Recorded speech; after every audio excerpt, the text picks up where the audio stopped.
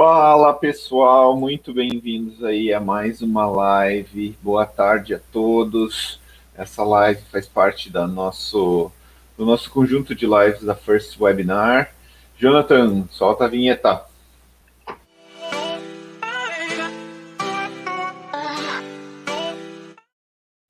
Uma excelente tarde aí de quinta-feira para todo mundo. Dani, explica para o pessoal aí, para quem ainda não conhece, o que é essa sequência de webinars que a gente está fazendo, e eu quero saber se vai ter prêmio hoje, vai ter? E vai ter sim, vai ter um brinde bem legal da Lego aí, pessoal. Boa tarde para todo mundo, espero que estejam todos bem aí. A gente já está fazendo nessa sequência do webinar, a gente já teve nomes aí bem relevantes e hoje muito mais, a gente está com os nossos amigos aí da Inglaterra, Irlanda, que vão poder contribuir bastante com a gente, compartilhar experiências. Gente, não esquece, hein? Clique aqui embaixo, aqui no sorteio, tá? Tem um formulário para você preencher um formulário e para participar, então, do sorteio de brinde Lego, tá bom? Hoje, Alex, vamos ter 2 brindes da Lego, tá bom? E daí a gente faz no fechamento dessa webinar, tá bom, gente? Show! Então, como o Dani falou, hoje a gente está com a casa cheia, né? Temos vários convidados aí. Estamos recebendo o pessoal da IET, da Inglaterra.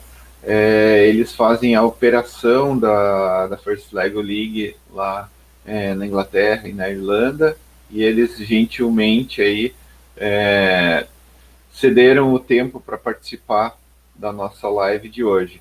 Jonathan, o que você está esperando aí para o conteúdo que está por vir aí nessa próxima aula? Então, só para todo mundo já saber e já ficar na expectativa também poder perguntar. A Irlanda e o Reino Unido tem aproximadamente 3 mil equipes, times da First Lego League. Isso significa um grande número de equipes num local muito pequeno. E essa magia que eles vão trazer para a gente, de explicar como que é possível operar e cativar tanta gente nesse projeto, que vai com certeza trazer e abrilhantar a nossa tarde. Legal. E você, Davi? Qual que é a tua expectativa aí para hoje, para essa tarde de hoje? Hoje a gente vai ter a oportunidade de aprender bastante, né, com as experiências do pessoal aí do Reino Unido, da Irlanda. E hoje, além disso que o Jonathan falou, de eles terem bastante times nesses países, a gente vai ter a oportunidade de ver como que eles operam a First Lego League dentro das escolas, como que eles trazem a First Lego League para dentro da sala de aula, que é muito interessante, que é uma proposta nova aí da First. Legal. Jonathan, vamos chamar a galera então? Vamos. Gente, conosco a gente tem hoje o Andy Robinson, tá? Que é da IET. A gente tem também a Lowri Walton, que também é da IET. E o Shaun Mitchell, que é um professor, tutor de times da First Lego League que participam das competições lá na Inglaterra e também nos mundiais quando eles classificam, né?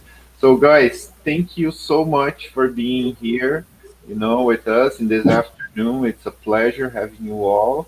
And do you want to say a few words before we start with the presentation? Yes. Looking at who's going to talk.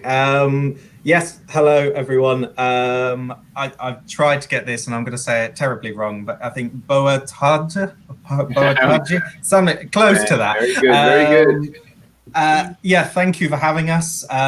So it's 5:30 in the evening over here, kind of dotted around kind of the UK at the moment.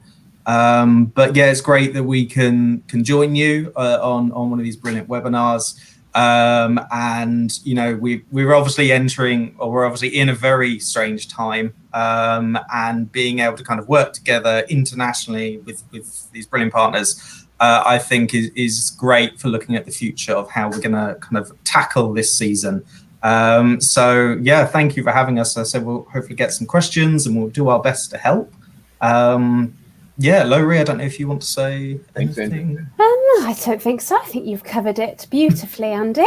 Yeah, thank you. Just as Andy said, thank you very much for having us. I'm sure it's crazy and everything's a bit unknown for you in Brazil like it is here. So just, yeah, I think this is probably what you said, but Andy and I work together and we run the program. We run First Lego League here in the UK. And Shaun, who's joined, is a teacher who delivers First Lego League as a coach. So he's going to talk from that perspective. So yeah, I think that's it. Thanks, Lowri. Yep. And as Lowri says, I'm Shaun. I'm a design and technology teacher, and I run First Lego League as part of my curriculum in school. And I'm just here to share my experience with First Lego League and what we've done with it over the last year or so. Thanks, Shaun.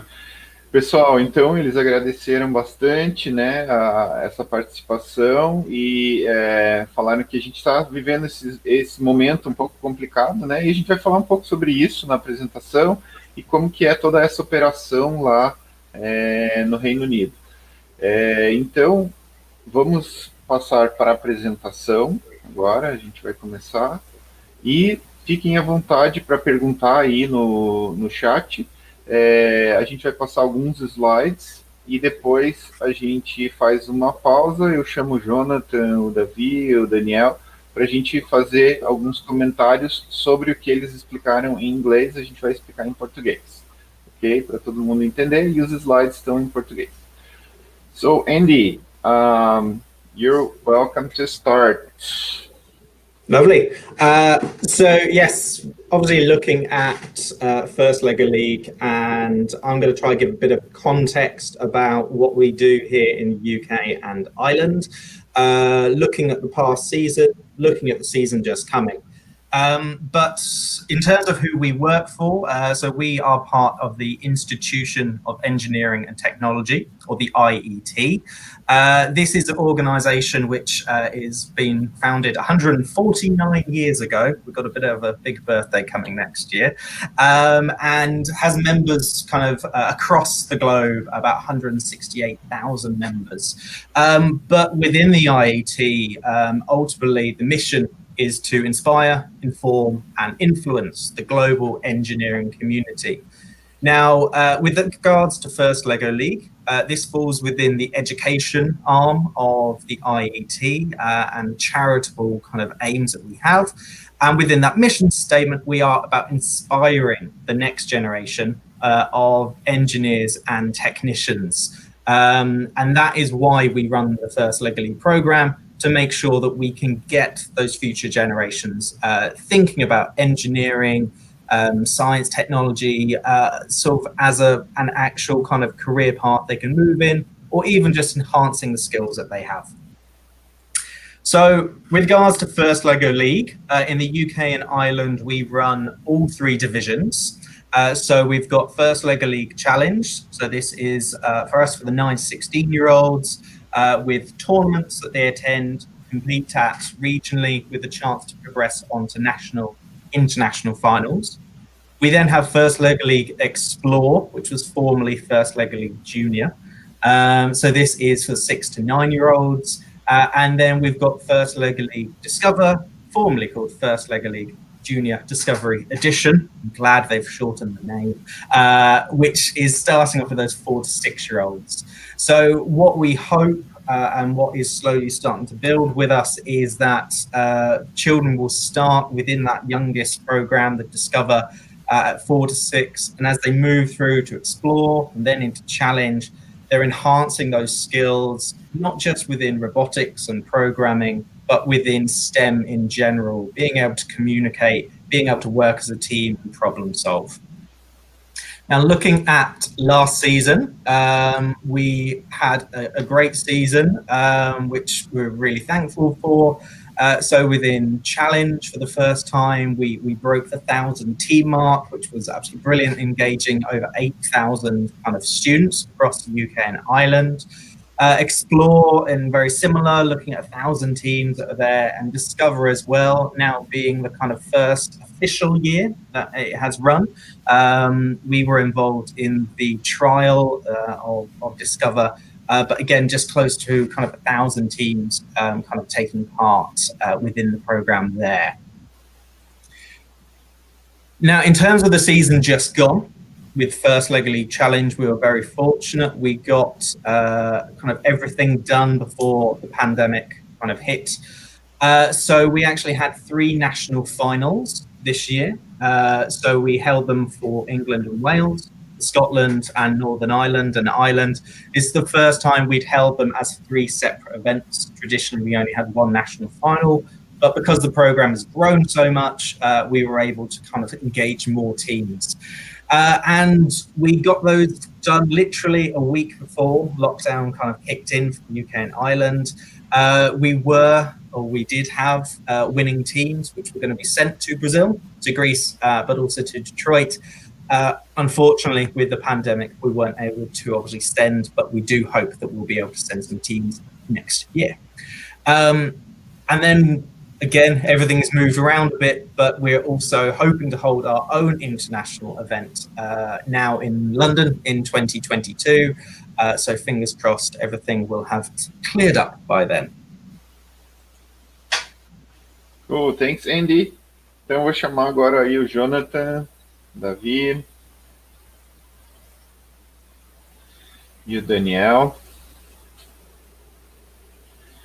Então, pessoal, vocês viram aí, né, que eles comentaram um pouco sobre o trabalho fantástico, né, que eles fazem, uma empresa aí já muito antiga, uma associação muito antiga, né?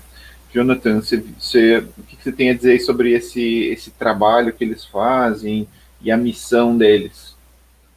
Então, legal que eles trabalham com a inspiração das pessoas para serem engenheiros, né? Trabalham exatamente essa inspiração das pessoas. Então, a First Lego League veio a casar com eles, então teve esse match, né? No conceito, na inspiração de pessoas para a área de engenharias e resolução de problemas. É legal que eles são uma organização de engenheiros, né?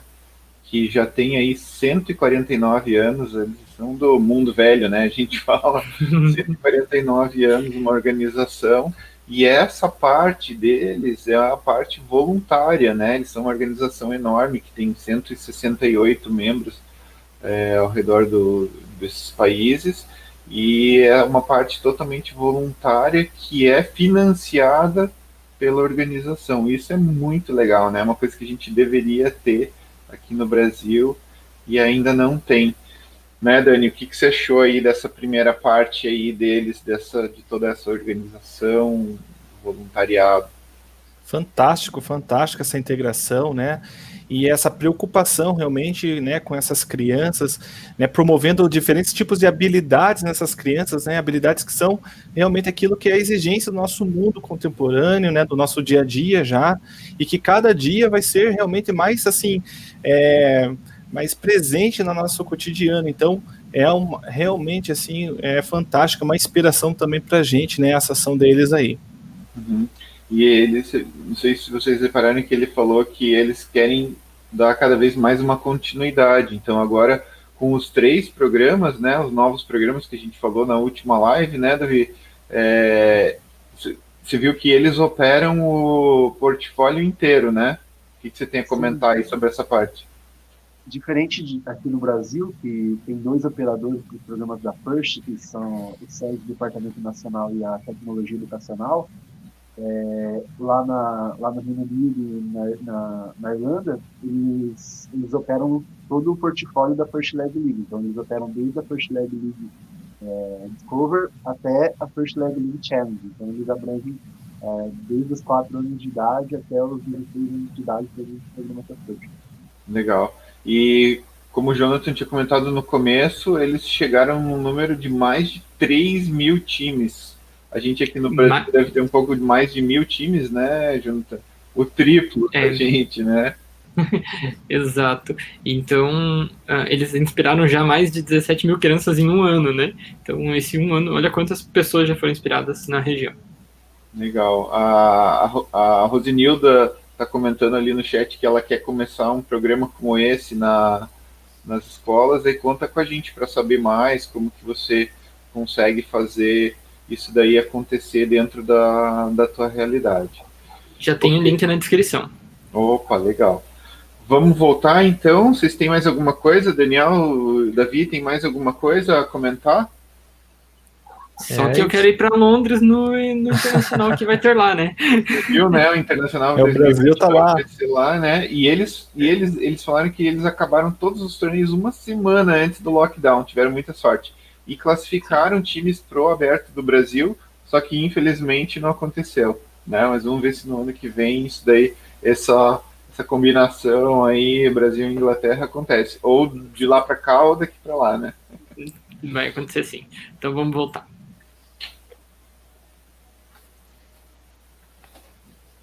Andy, so let's can you talk a little bit, Andy, about the impact of COVID-19? Yes, good. Yes, sorry, I disconnected there for a second, but I'm back. So yes, we were very fortunate that the challenge season could run as normal, but unfortunately this wasn't the same for Explore and Discover for the rest of the season. So for the UK and Ireland, around the 20th of March, all schools closed. This meant that every Explore event had to be cancelled for the season, and the majority of teams that had registered to take part sadly couldn't actually deliver the Explore or Discover programs. Now, some schools did remain open where they were caring for a very small number of students. So these were for the children of what we call key workers. And what we were able to do as the IET is provide them with kit they could use to help engage these students that were in school. We also launched an at-home registration. So this is where families, parents, guardians could run the program adapted to work at home, but run it ultimately with their children so we can still look to engage some of those skills that we want to raise. We also created a range of session videos to help how to run the sessions, live Facebook events and videos to be able to deliver, and also engaged with the showcase platform, which was delivered by First and Lego Education, as a way of allowing teams to demonstrate what they had done. Now, looking towards the next season, the Replay Playmakers season, everything is still slightly up in the air. We have some ideas. So first thing we've had to do is, whereas our challenge season would normally be delivered around the December, January time of year, we've actually moved it back now into March and May, so that hopefully things are quite calmer by then. Our national finals have also moved later into the year, so they'll be delivered in May, July time. The Discover and Explore, these should be running as normal, so schools will be able to engage still their students and get teams working on challenges that have been set. But again, we're very aware that we're going to have to provide a wider range of webinars, guides, advice for schools on how they can deliver the programs whilst still maintaining the social distancing or the guidelines that are set out relating to COVID-19. So as I said, yeah, these videos will be delivered, but also First, Lego Education are working on the remote platform that we hope to be able to use, so that even if events can't physically happen, we're still able to actually deliver virtual events which teams can take part in, compete in, to be able to showcase and celebrate the work that they've done.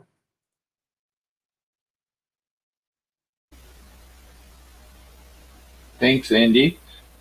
Então, pessoal, vamos voltar aí, Jonathan, Davi. Vocês viram que eles tiveram um desafio, né? Igual a gente aí, essa pandemia não foi fácil para ninguém, mas lá eles foram atingidos primeiro, né? Tiveram os eventos, o Challenge teve a sorte de ser finalizado, igual ele falou, mas para o Explore e para o Discover, os eventos tiveram que ser cancelados, né, Davi? Foi isso?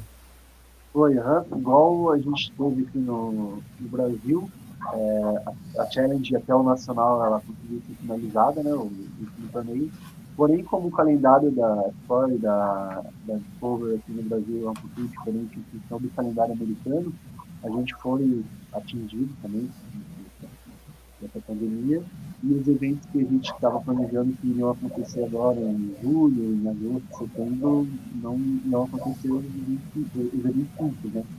Então, assim como ele, a gente também planejou algumas modalidades, né? Já, algumas estratégias para a gente conseguir fazer acontecer essa temporada da Festival do Liga agora. Legal. Você viu, Jonathan, que eles fizeram aí, fizeram alguns mecanismos para compensar, né, esse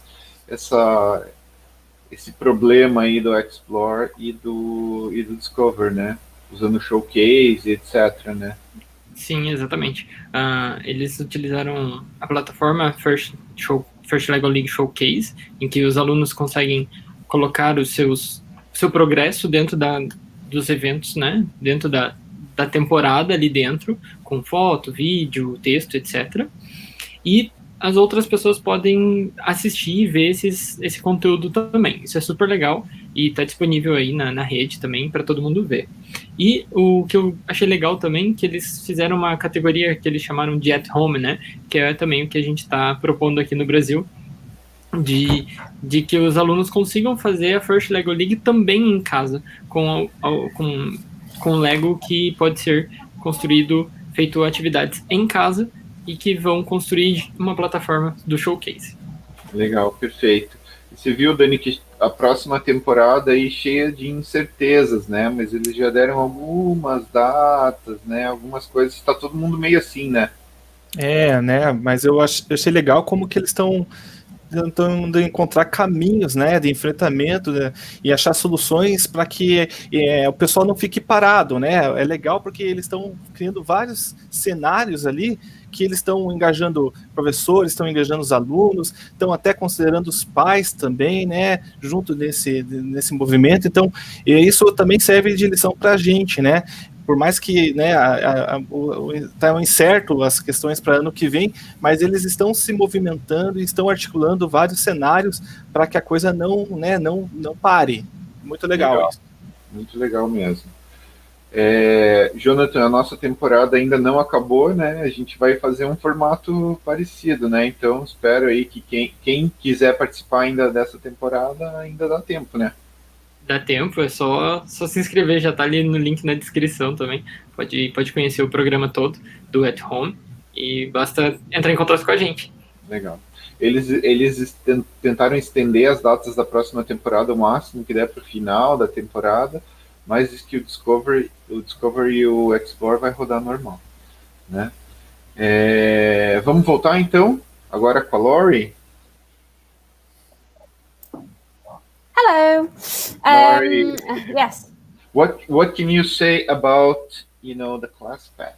Sure.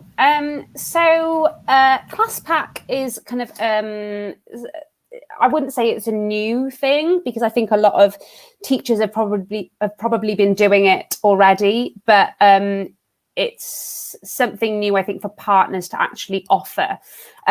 So class pack essentially just means having a version of First Lego League that can run in a classroom. So rather than it just being one single team that goes to a regional qualifier or event, it's also a classroom of so it's multiple teams running in a classroom delivered by one teacher.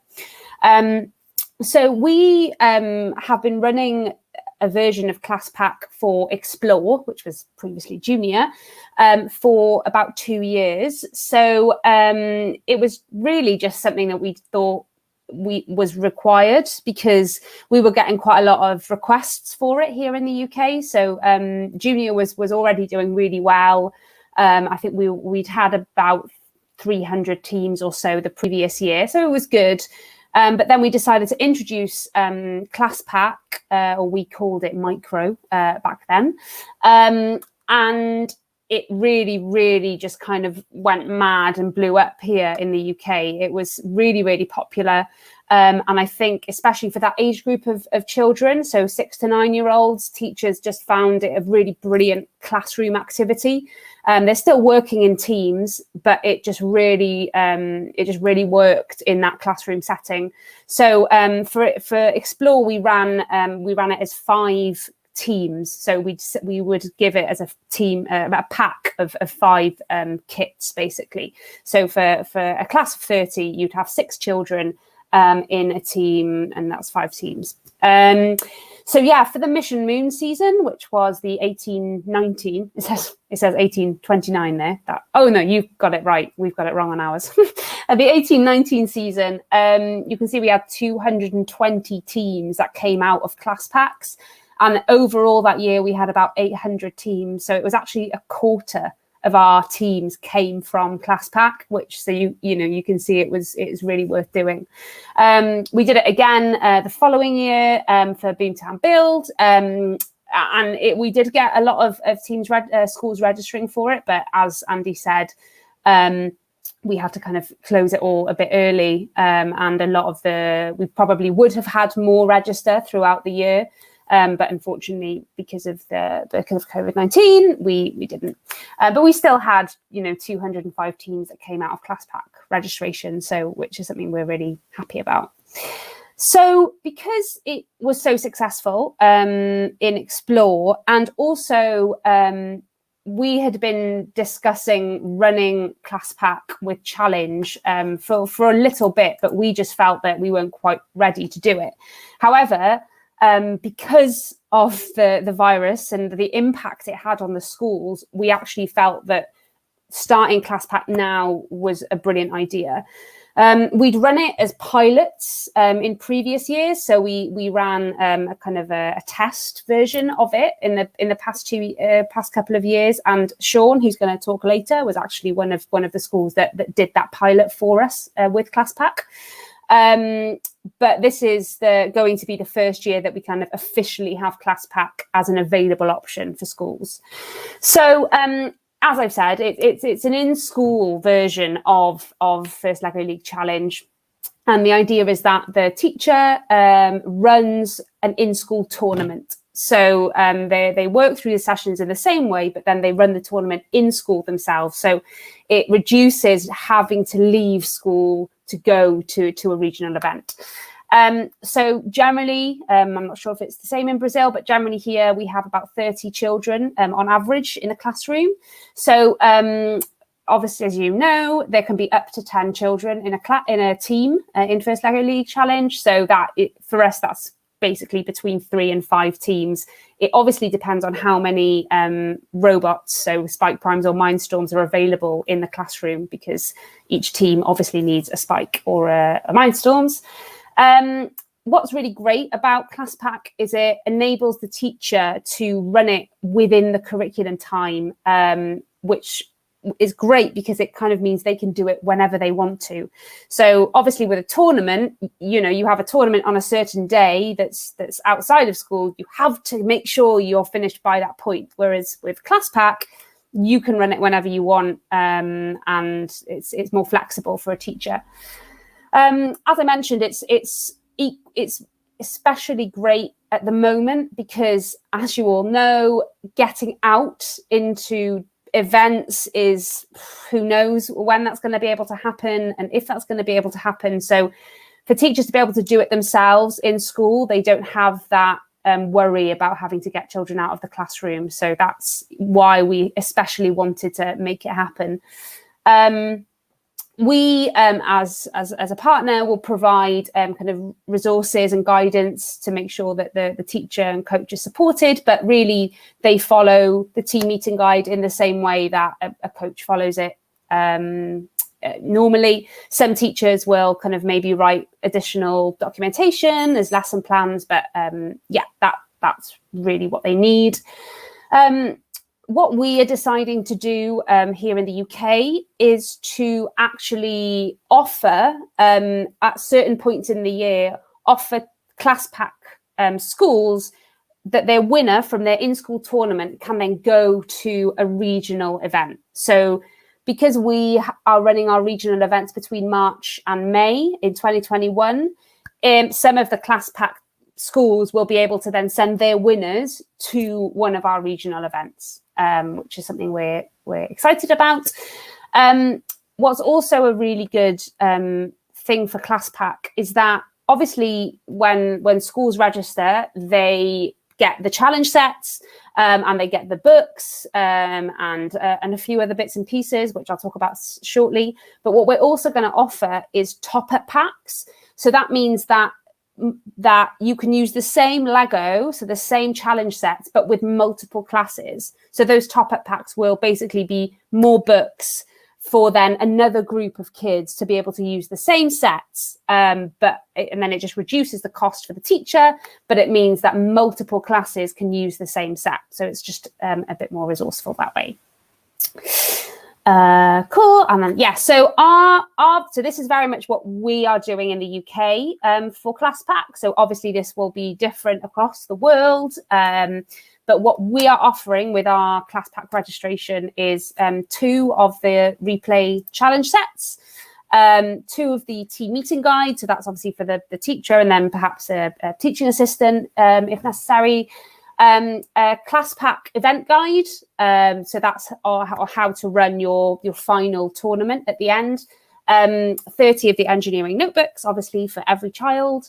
5 of the robot game rule books, so it's 1 per team. 30, so we're doing 30 Lego medals. So I don't know if any of the teachers or coaches here are Explore hosts, or teachers, but you might have seen the little Lego medals that we use for Explore. So we're going to use those for ClassPack. So it makes it a bit different from a regional event. And then we're also going to give them a small trophy so that they can give that to the winning team at the end. Obviously, as I mentioned, the robotic sets, so the spikes or the mindstorms, are needed in addition. So they don't get that with the ClassPack registration. And also, as I mentioned, we are going to hopefully send the winning team to a regional event, and there will be a very small cost associated with that, just to cover medals and things like that they receive there. So that's kind of what's included in our ClassPack. And there's lots of things that we need to kind of remember about ClassPack, because what's really important is, as I'm sure you all know, and I hope you all feel, First Lego League is a really special competition, and it's different to everything else that's out there. The main reason being that the core values are obviously such an integral part of the competition. But what's also brilliant is obviously, the day that the teams go and they meet the other teams and celebrate with them. So obviously, when you're running it in a classroom, that element is sometimes might not be there. It definitely can be there, but it's just really important for us to remember that we need to support teachers and schools to make sure that we can help make it a First Lego League experience, so that it doesn't just become a robot lesson in a classroom. It needs to still be First Lego League. So support, as I mentioned, supporting schools, it's what's really important. So the stuff that is created by Lego and First is great, but we also feel that it's important to create things that are relevant for the UK specific. And there are things like session videos that we create. So that is actually creating a film that talks through each bit of session 1, session 2, session 3, because we find that teachers are very busy and can't always read what they need to. So watching a film is sometimes better and easier for them. And just other resources that we think are useful for our teachers. A really important part, and this will actually be great when Shaun starts talking, is fitting it into the curriculum. So obviously a lot of teachers already are stretched and they don't have time to be able to take kids off the curriculum and deliver First Lego League. And that's why we need to show how First Lego League actually covers a lot of what is in the curriculum.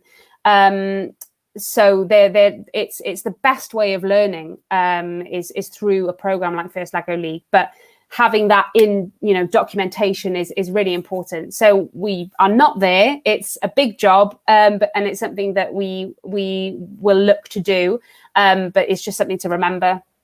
As I mentioned, the top-up options, so enabling more than just the 30 kids to be able to do it is really important for us.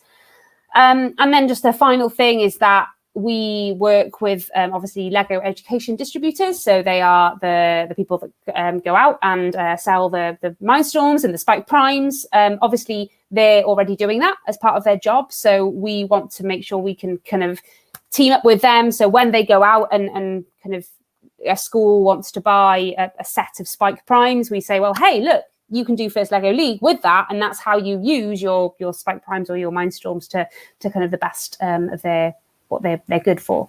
So I think that's it really. So if there are any questions.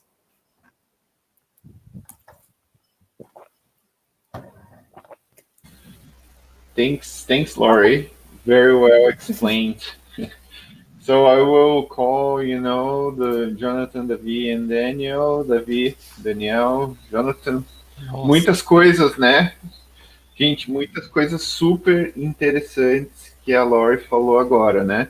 Jonathan, por onde você quer começar? Bom, eu acho que a parte mais interessante ali que ela falou, né, que é o início de tudo, do Class Pack, é que é possível de fazer dentro da escola, dentro da sala de aula, colocando a First Lego League, todos esses conceitos de STEM, conceito de engenharia, conceito de matemática, artes, etc., dentro da sala de aula. É totalmente curricular o projeto.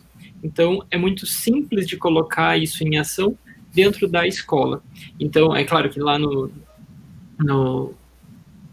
Reino Unido, né, eles fizeram esse primeiro piloto no ano passado, no retrasado, e que deu super certo. E eles ofereceram uma série de instruções para os tutores, professores, para como aplicar isso. Então, isso realmente auxiliou muito no sucesso do projeto deles lá.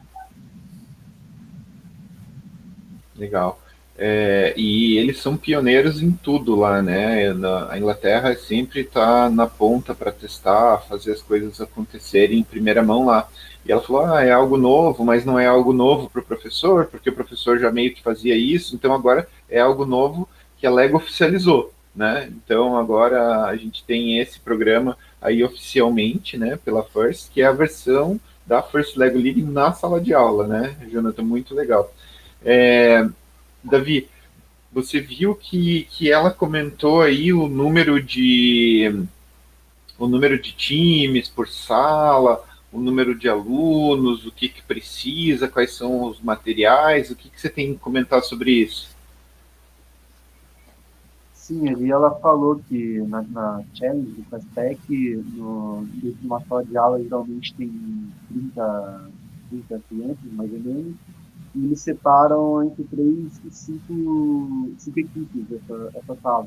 Então, o objetivo é que todas as crianças participem para que eles consigam levar a experiência da First Lego League para o velho, para toda a escola, todas as turmas. Interessante também é que tem o material já pronto, né? Tem o guia de encontros de equipe, que é o material do professor, tem o caderno de engenharia, que é o material do aluno para participar também. Então já tem material pronto para ser utilizado na sala de aula. Então o professor, a escola não precisa se preocupar em desenvolver material para isso. E além disso, o que eles fizeram lá no Reino Unido, que eles desenvolveram um guia de eventos do Fastpack. Então ao final do programa eles fazem dentro da escola, dentro da turma, para as medalhas, para não perder o espírito da First, né, Davi? Para ter aquele espírito de que você está junto com outros times, realizando. E vocês viram que legal que eles dão a opção, né, de talvez um time por escola, um time a cada algumas escolas, de ir para o regional e participar da celebração mesmo no regional. Isso é muito legal. O Dani, você viu que eles testaram em 2018, 2019 e já representou 1/4 das equipes para eles, mas eles testaram no Explore e no Discover, né? E daí, com a pandemia, eles falaram, vamos aproveitar agora e colocar isso para o Challenge, né? Então a pandemia deu uma acelerada aí nesse processo, né? O que você tem a comentar sobre isso? E eu vejo assim que, né, eles acharam pelo Class Pack uma solução também, né? né, num ano tão complicado como o nosso, né? E legal, né, Alex, porque a percepção que a gente tem é que o pessoal tinha, né, a gente fala sobre torneio de First Lego League, todo mundo fica meio, nossa, parece que é uma coisa muito assim seletiva, né? E o Class Pack ele faz isso ser muito mais democrático, muito mais aberto, muito mais acessível. Então eles encontraram esse meio, esse caminho. E também outra questão que ela colocou é que realmente eles deram todo também o embasamento, o fundamento, né, a orientação para os professores para que fosse uma coisa conectada à escola, conectada a resolver um problema que a escola, né, já queria resolver, que já é uma necessidade da escola. Então essa conexão também né, da Class Pack, do torneio, de todos esses espíritos, né, que estão dentro do First Lego League, fazer sentido na escola é muito importante e também fica como aprendizado para a gente aí, né, no Brasil. Legal, a gente com certeza vai rodar isso também. E vocês viram que um ponto forte que ela comentou foi que assim, a escola agora tem a liberdade de poder rodar o programa quando ela quiser, né? Ela não está presa a datas e nenhum tipo de evento especial de toda a organização, né? E eles dão todo o suporte para os professores, etc. E com a pandemia a gente vai estar evitando essas viagens, né? Que agora a gente não sabe muito bem como que vai ser. E aí as crianças elas não precisam sair da escola para poder participar do torneio, né?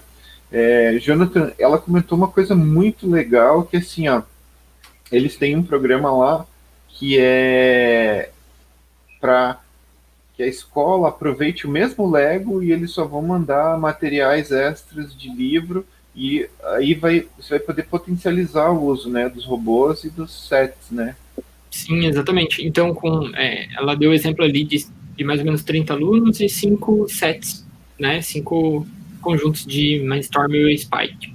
Então, a partir disso, a escola toda consegue usar esses mesmos robôs, esses mesmos challenge sets para toda a escola, porque é possível colocar os cadernos de engenharia e o caderno para o tutor, né, que lá eles mandam impresso, com adicional para eles colocarem em toda a escola, conseguindo aplicar desde do primeiro ano até o ensino médio, né, fazer com todos os alunos da turma.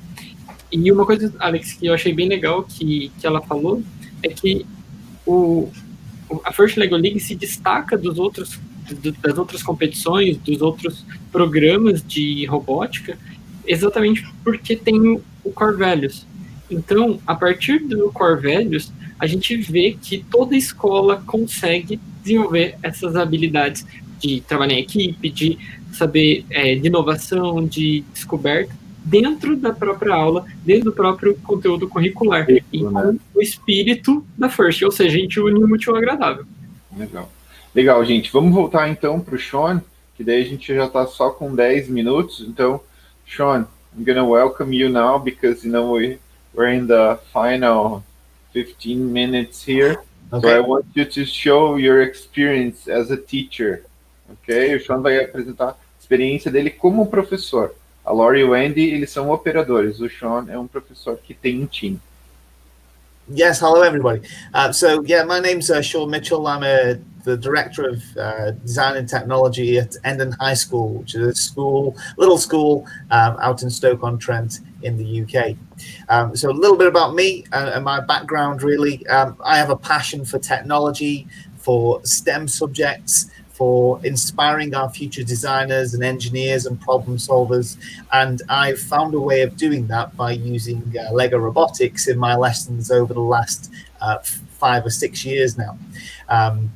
So we've been using that to teach our future engineers. And then recently, in the last sort of last 4 years, we've got involved with the first Lego League program, and we've had fantastic success.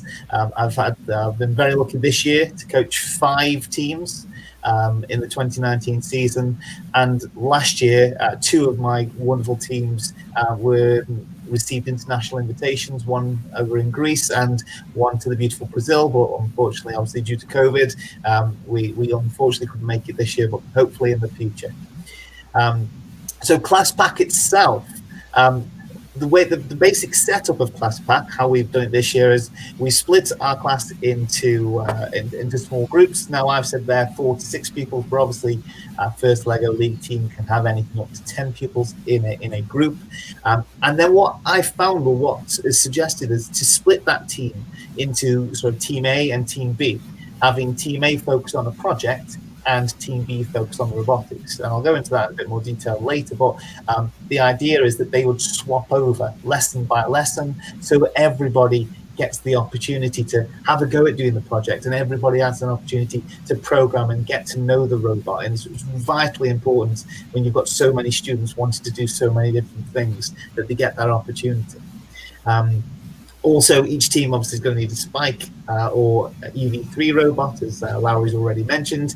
And then between each of those sessions, it's very important that they're stored so that other teams don't get access to their robot or their rival's robot.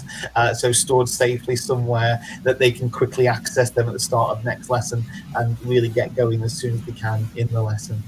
And then the image there just shows a nice smooth setup for the table. Obviously, you already know if you're going to use one of these challenges in challenge mats, having somewhere smooth and somewhere stable to actually display the challenge mat, even if it's just on a carpet, it'll work just fine as long as it's something flat and smooth. And that's the basic setup. As long as you've got those things in place, then you're ready and raring to go. Okay, let's move on because we're running out of time. Of course. So just wanted to take you through a few of the challenges as a teacher that we faced this year.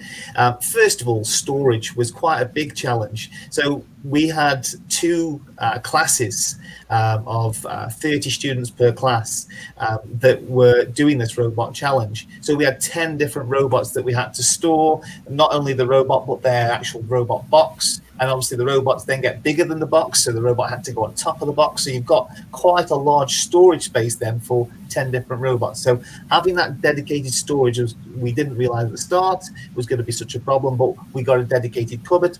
So dedicated cupboard, I'd strongly recommend. So you can shut it all away, because obviously it's not going to be used in every single one of your lessons. Teamwork, obviously you already probably know this, but not all students get along, surprisingly. So have a clear view who's going to work together well, and not to put all kind of like characters together and really mix the pupils up. That really has worked well for us this year.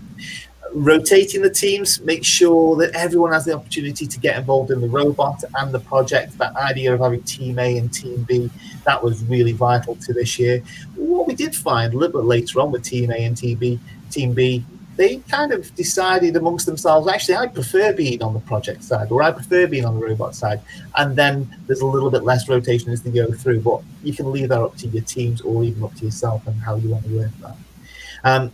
Make sure we charge the robots, charging the robots, having 10 robots and charging the robots, making sure that they're fully charged, ready for their next lesson, was a little bit of a challenge. So having some sort of rota, so you know that those 5 robots must be on charge at the end of this lesson before you all leave, and actually getting the students to put them on charge and just double checking them. That was a little bit of an issue there.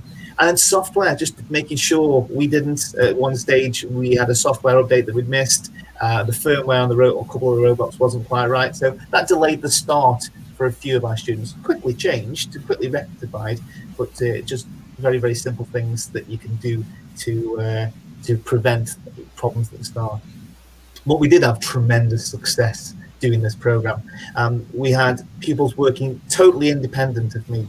And totally independent of the support staff, working together to solve these problems. It was just wonderful to watch, particularly with pupils that have sort of a kind of a lower ability generally with this kind of programming or something that's totally new to them. They flew. They absolutely reveled and really did well in this project. Also, we had a load of pupils learning to program for the first time. The ability to build projects and create solutions to these projects was wonderful to see. It built great resilience. That's the one thing I really loved about the project. It did build great resilience, especially when things didn't work. when programs didn't work, or simply didn't download the right code, or the robot wheels or the cables weren't even plugged in. It was that whole system where they just had to analyze and solve those problems for themselves. It was absolutely wonderful. And then the pupils as well, they build these positive relationships, these friendships that we don't get the chance to see a lot in lesson time. And with First Lego League, it's fun. And not only were they learning a lot about programming, robotics, resilience, the project, and their core values, but also they're building friendships and building groups that we've not seen before, which is wonderful. And the confidence to try out new things, and which was absolutely brilliant.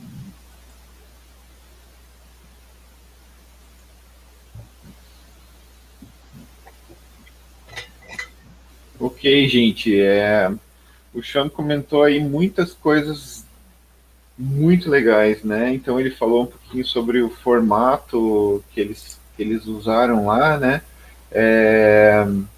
Dani, você quer comentar um pouquinho sobre o formato e como que ele montou os times, etc? Quais foram as estratégias? Eu achei muito bacana, assim, né, o fato dele conseguir integrar todos os alunos, né, da turma, isso fazendo com que todos participassem, né, e até trabalhando com esses princípios, né, da FIRST mesmo, os core values que a gente fala, né, e o fato de também engajar os alunos, o aprendizado e para se divertir também, né. Outra questão bem legal que ele colocou foi a autonomia dos alunos para resolver os problemas, né, sem ficar naquela dependência do professor para fazer tudo. Então também gerar esse cenário onde os alunos também tenham essa autonomia. O legal da organização dele também, que eu considero que a gente pode perceber que ele é bem organizado, tem todo um cenário, né, de carregamento, né, do robô antes da aula, né, para que o aluno tenha um tempo dedicado da aula exatamente para trabalhar em cima de solucionar aqueles problemas específicos. Então, eu achei bem bacana essa organização, né, esse método que ele utiliza. Legal. Jonathan, você viu que ele usou uma estratégia legal para dividir um time em dois, né? O que você tem a comentar sobre isso? Sim, isso é bem legal, porque daí cada criança, né, cada integrante da equipe consegue desenvolver bem uma habilidade naquele momento, às vezes mais da programação, às vezes mais da pesquisa, e até mesmo eles vão se alternando dentro do próprio time, né? E porque, como ele mesmo citou, né, as crianças se sentem confiantes em fazer coisas novas. Então, a cada encontro, cada dia que eles estão na aula, né, durante os encontros do First Lego League, eles se sentem confiantes para fazer uma coisa diferente, uma coisa nova, e testar um programa, ou até mesmo pesquisar uma coisa diferente. Bem legal essa ideia de dividir um time em dois, um fica com o robô, outro fica com a pesquisa, e depois ele tá usando, né? Todo mundo tá na mão na massa. E ele falou que depois, naturalmente, eles acabam escolhendo, né, um lado ou outro, o robô, a programação, ou então a pesquisa. Davi, você viu que ele falou aí que os alunos eles se tornaram bastante autônomos, né? O que você tem a comentar sobre essa parte? Eu acho que é uma característica de todo mundo que participa da First Lego League ter essa proatividade de conseguir, depois de um tempo, ter essa habilidade de trabalhar independente do professor. Então, diferente dos desafios, os alunos eles se sentem motivados através desse desafio aí, são interessantes, divertidos, então os alunos se sentem motivados para resolver esses desafios que são propostos durante a aula. Esse aspecto bem interessante. Legal. Vamos voltar com o Shaun, então, para finalizar, que já deu 1 hora. Okay, Shaun, so let's finish. I think you have some tips here. Jonathan, se você puder colocar a apresentação. Yeah, I'll just run through the tips. So this is my tips for running ClassPack yourselves.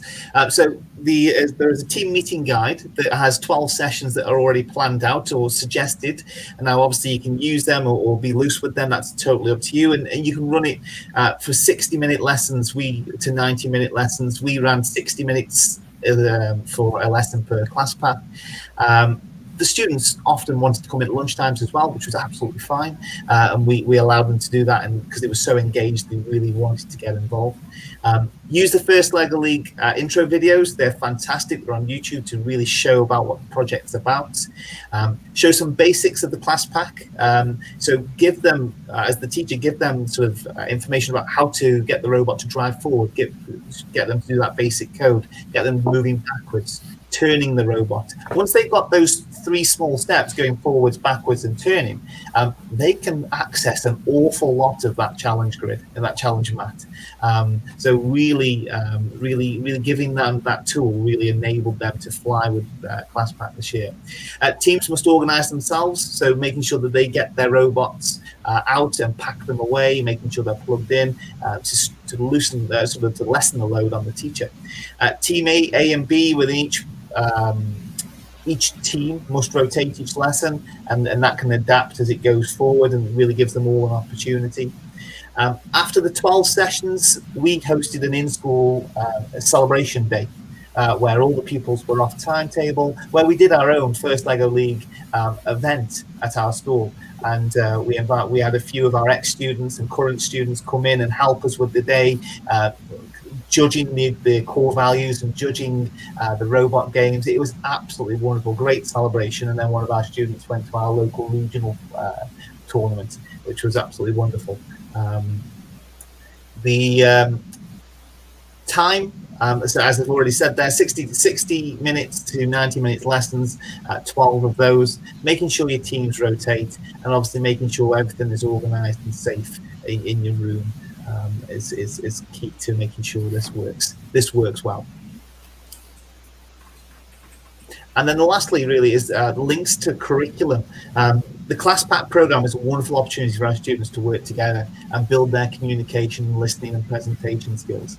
But it gives them the platform to listen to other students' ideas and opinions, and in a collaborative environment. Additionally, the hands-on problem solving, working with robots, programming solutions, researching and designing concepts in the real world, gives them this great opportunity, but it links in beautifully with so many other things that we do within our curriculum, such as obviously the robotics, the programming and automation, but things like forces, mechanisms, levers, mechanical advantage, input, process, output in terms of electronics and sensors and open and closed loop systems, things like digital versus analog and where we're going with future technologies, but also on the design side, focusing on things like iterative design and testing and evaluating your ideas and coming up with new solutions. It is full of STEM-based curriculum links that are wonderful and have really enriched our students' education this year.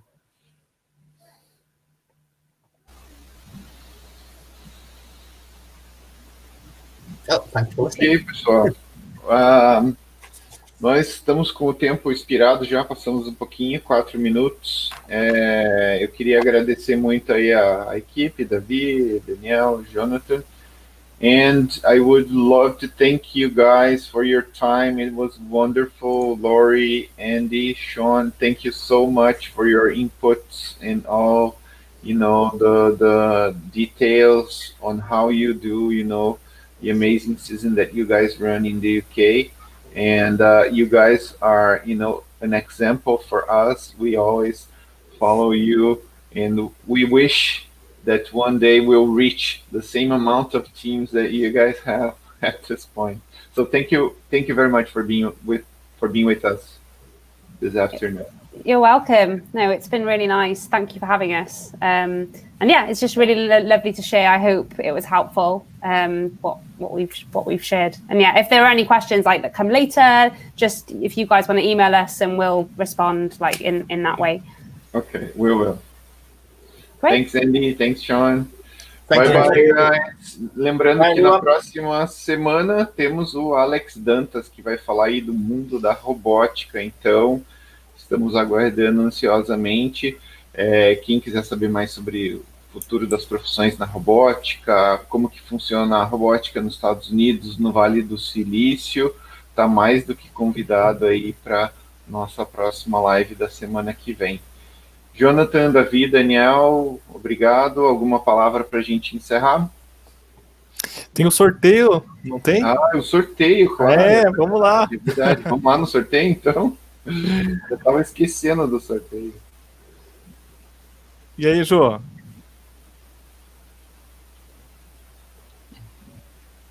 Os nomes aí, quem fez o formulário, vamos lá.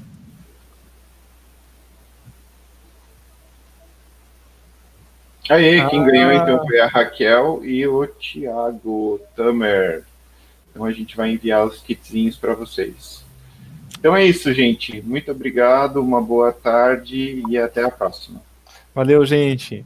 Boa tarde para todos. Obrigado.